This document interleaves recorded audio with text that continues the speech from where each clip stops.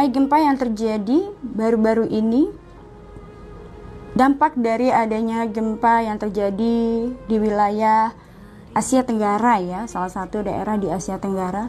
Sesungguhnya aku melihat dalam pergantian tahun lalu, aku sudah melihat akan ada gempa atau tsunami yang akan terjadi di wilayah Sulawesi, kemudian Bali, Jawa Timur, Pacitan Jawa Tengah, Yogyakarta, Jawa Barat dan sekitarnya, Sumatera, Aceh, Banten, dan hampir ya ada 9 wilayah yang akan terdampak adanya tsunami yang akan terjadi di tahun 2026.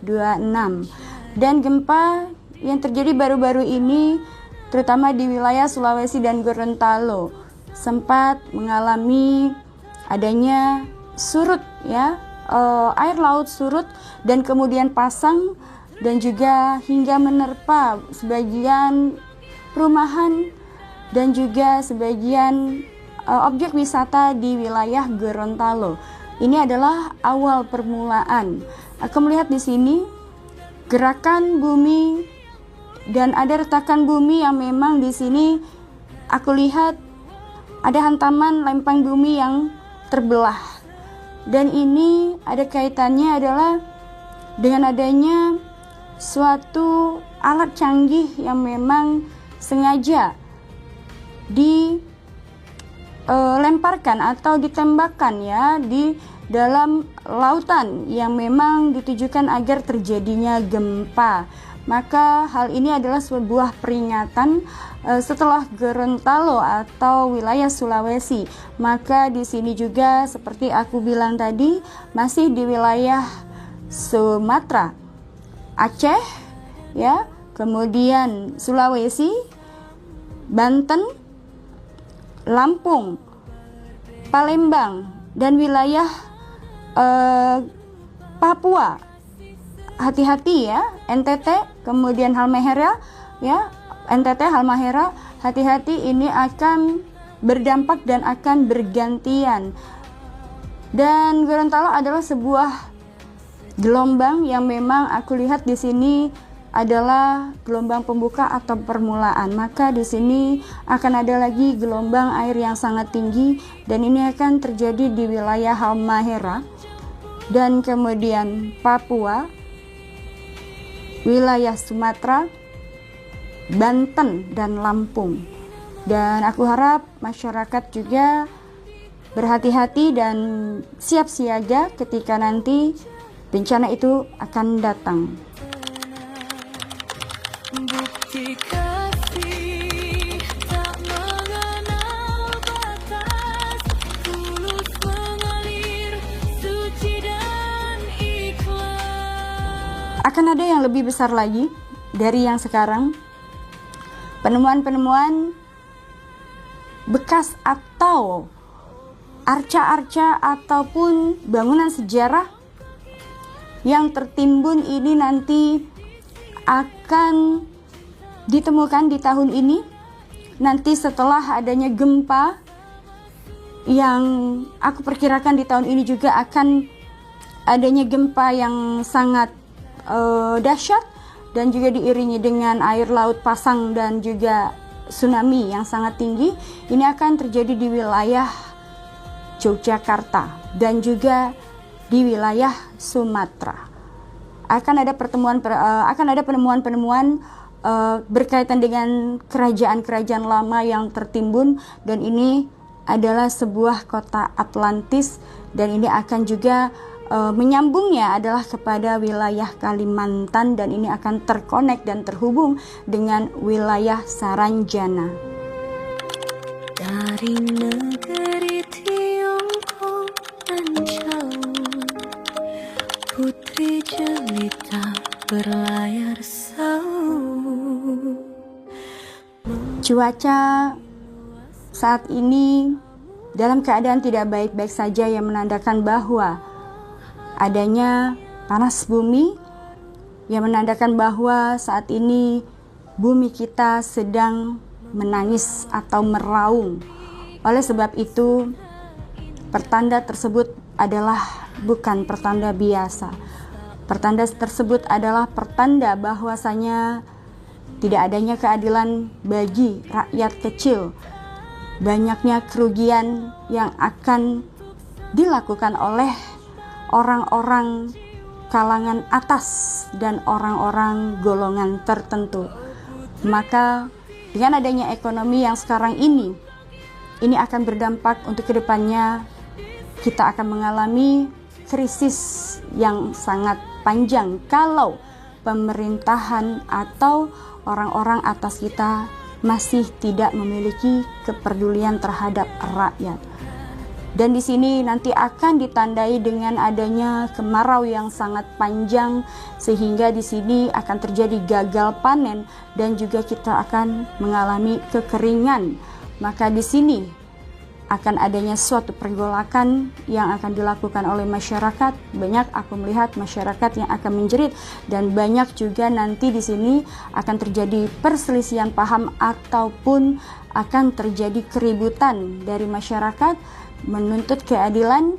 Bahkan aku melihat di sini akan adanya gejolak yang sangat besar, dan ini aku melihat akan terjadi 3-5 tahun yang akan datang. Maka saya berharap mudah-mudahan pemerintahan kita dan orang-orang yang terkait mudah-mudahan di sini bisa merealisasikan untuk memakmurkan masyarakat dan mensejahterakan masyarakat. Karena tolak ukur masyarakat saat ini berada di bawah naungan pemerintahan tertinggi, yaitu orang yang paling atas. Maka ketika regulasi ini terjalin dan juga bisa untuk didistribusikan kepada masyarakat dengan memberikan peluang yang sangat besar kepada masyarakat untuk bisa memajukan perekonomian, maka bencana tersebut bisa terhindar. Karena adanya bencana yang terjadi saat ini adalah sebuah peringatan alam semesta yang memang saat ini akan menuntut balas. Seperti aku melihat di tahun-tahun sebelumnya, bahwasanya tahun-tahun berikutnya adalah tahun-tahun penuntut balas bagi apapun perilaku manusia. Maka di sini marilah kita bersama-sama bergandengan tangan dan saling bahu-membahu, bantu-membantu agar bagaimana caranya menenangkan alam semesta dengan memberikan keadilan kepada masyarakat seperti janji-janji para golongan-golongan tertentu dan juga para petinggi sebelumnya, bahwa ketika mereka nanti akan memimpin maka mereka akan mementingkan kepentingan rakyat. Tapi ini tadi banyak masyarakat yang mengeluh, menjerit, dan bahkan banyak sekali hal-hal yang aku lihat ya di sini, bahwasanya ekonomi kita dibuat dan dipegang oleh satu golongan tertentu, sehingga masyarakat kita akan dimiskinkan oleh golongan tertentu.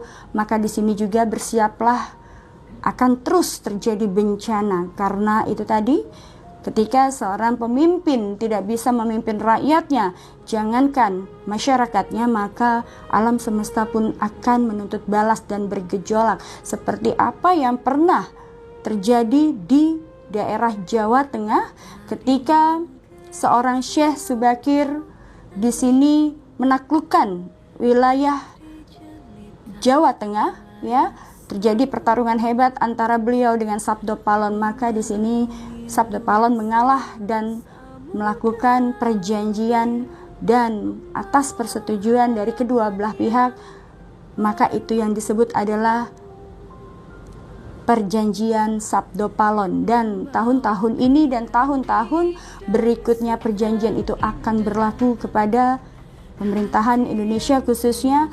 Maka di sini aku berharap untuk kedepannya agar negeri kita tercinta ini masih bisa terjaga. Jagalah kestabilan ekonomi dan juga untuk lebih mementingkan masyarakat dan lebih peduli ke bawah, bukan ke atas. Karena ketika ini tidak bisa terrealisasikan, maka alam semesta juga tidak bisa disalahkan dan akan terjadi bencana-bencana sehingga nanti negara akan hancur. Dan seperti aku bilang, bahwasanya bisa jadi ini akan menjadi negara yang terakhir dan akan tumbuh atau akan terbangunnya suatu negara menjadi suatu kerajaan.